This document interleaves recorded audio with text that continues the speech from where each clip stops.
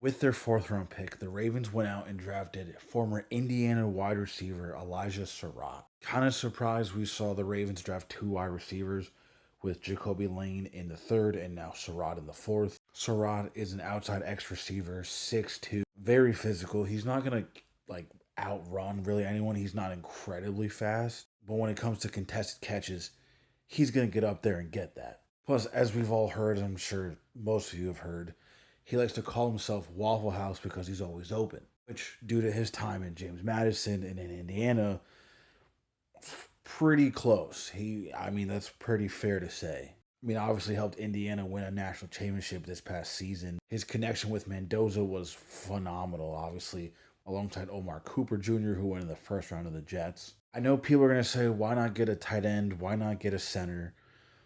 Honestly, I think Sarratt is a really good wide receiver. He's going to bolster this wide receiver room, which is something a lot of fans have been saying that the Ravens need to get out and get better receivers. Oh, well, they can get tight ends, but what about receivers? And I know there's going to be a conversation about, well, the Ravens can't develop wide receivers. That was under John Harbaugh.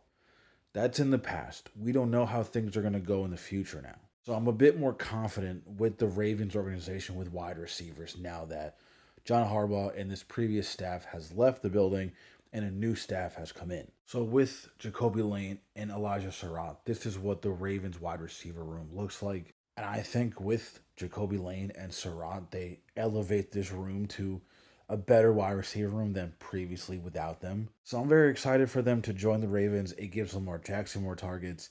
It spreads the ball out more. And I can't wait to see what this offense will look like under Declan Doyle this year because from what we saw in Chicago with their multitude of wide receivers, anything is possible. So I know people probably don't like the pick. I like it personally. But again, don't freak out. The Ravens still have four picks in the fifth round before everyone goes, what about center? What about this? What about that? Just let's all be patient.